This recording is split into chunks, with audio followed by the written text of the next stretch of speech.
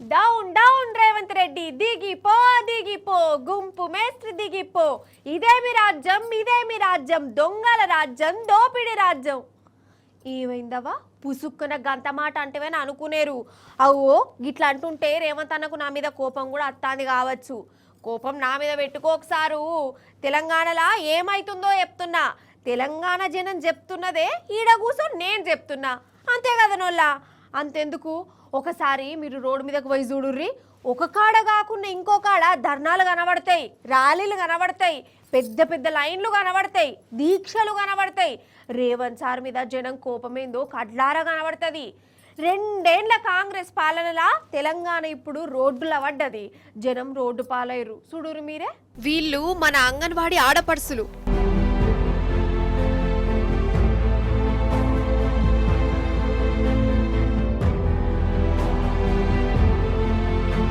వీళ్ళు ఆటో డ్రైవర్లు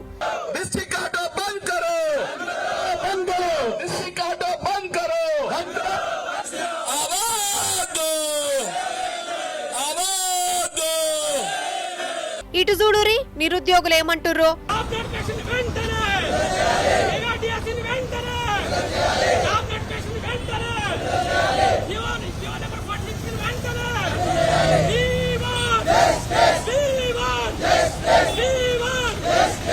ఇటు రింగ్ రోడ్డు పేరుతోని భూములు గుంజుకోవద్దని రైతులు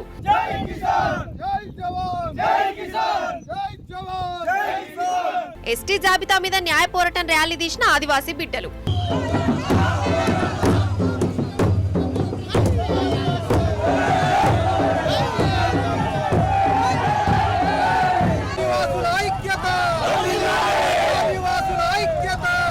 ఇట్లా తెలంగాణ అంతా ఇప్పుడు రోడ్డు మీద పడ్డది చెయ్యిపాటి కోటేసి మోసపోయినాం అనుకుంటా రోడ్డెక్కిర్రు ఈ సర్కారు గోసబుచ్చుకుంటుంది అనుకుంటా ధర్నాలు నిరసనలు ర్యాలీలు తీస్తాండ్లు ఈ అంగన్వాడీలదైతే గోస్ అంటే గోసనుల్లా పాపం వాళ్ళ తండ్లాట చూస్తుంటే కండ్ల పుట్ట నీళ్ళత్తన్నాయి డిమాండ్లు తీర్చాలని ఎప్పటి సందాలు సర్కారును బతలాడుకుంటూనే ఉన్నారు అయినా వీళ్ళను దేకింది లేదు బేస్తారన్నాడు రాష్ట్రంలో ఉన్న అంగన్వాడీలందరూ చెలో సచివాలయం కార్యం పెట్టుకున్నారు 100,000 మంది ఆడపడుసులు సచివాలయం కాడికొచ్చి ధర్నా చేసిరు ప్రభుత్వం పెట్టిన ఫ్రీ బస్సుల్ని వాళ్ళొచ్చి రేవంత్ సార్ కు శాపాలు పెట్టిరు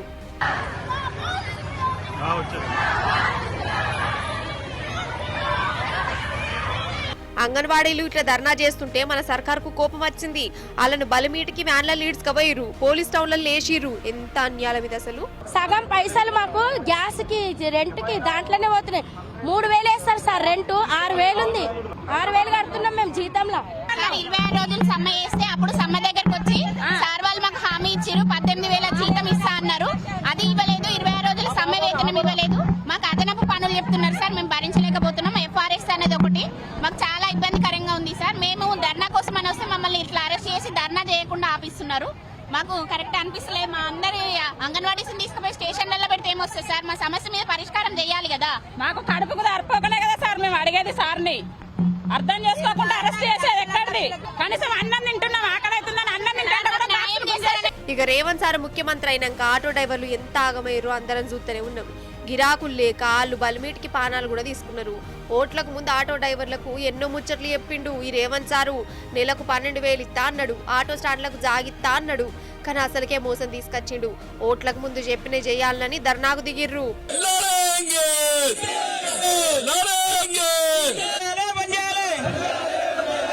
ఇటు నిరుద్యోగులు దినాం రోడ్డు ఎక్కుతూనే ఉన్నారు జాబ్ క్యాలెండర్ జప్పున విడుదల చేయాలని ఖమ్మంలో పెద్ద ర్యాలీ తీసిరు వీళ్ళకు మన బీఆర్ఎస్ పార్టీ హిమ్మతి ఇచ్చింది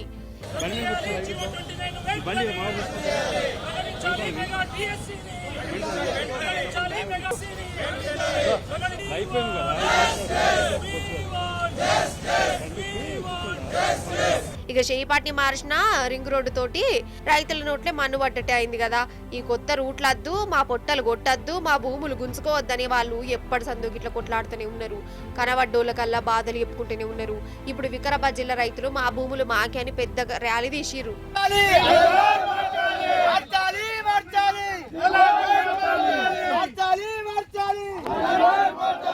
ఇక యూరియా కోసం రైతుల సంగతి మీకు చెప్పవలసిన పని లేదు. కాంగ్రెస్ ప్రభుత్వం వచ్చినప్పటి సంది వాళ్ళు రోడ్డు మీదనే ఉంటురోలా. రైతు బంధు పైసల కోసమని కొన్ని వద్దులు, రుణాలు మాఫీ చేయాలని కొన్ని నెలలు, ఇక ఈ 4-5 నెలల సంది అయితే యూరియా కోసం ఇల్లు వాకిలి ఇడిచిపెట్టి రోడ్ల మీదనే ఉంటురు. కిలోమీటర్ల పొడుగుత లైన్లలో ఉంటురు. యూరియా బత్తాలు ఇయ్యాలని ధర్నాలు చేస్తాన్లు, దీక్షలకు కూసున్నారు. కాదు అసలు ఏంది మనకు గోస? అందరు రోడ్డు మీదకి ఎందుకు వస్తాన్లు? అందరికందరు గోస పడ్డేంది? అసలు పాలన చక్కగా చేస్తే జనం రోడ్డు మీద పడునా? అసలు మన కాడ పాలన ఉన్నదా? ఈ సర్కారు రాష్ట్రాన్ని పట్టించుకుంటూరా లేకుంటే ఏంది మరి? నెరి గింతగనం అద్మానమా? ఏదో చేస్తారు, ఏమో మార్పు పట్టుకత్తరు కావచ్చు నమ్మ ఒట్లేసిన పాపానికి బతుకును రోడ్డు పాలు చేసిరని గరమైతురు పబ్లిక్.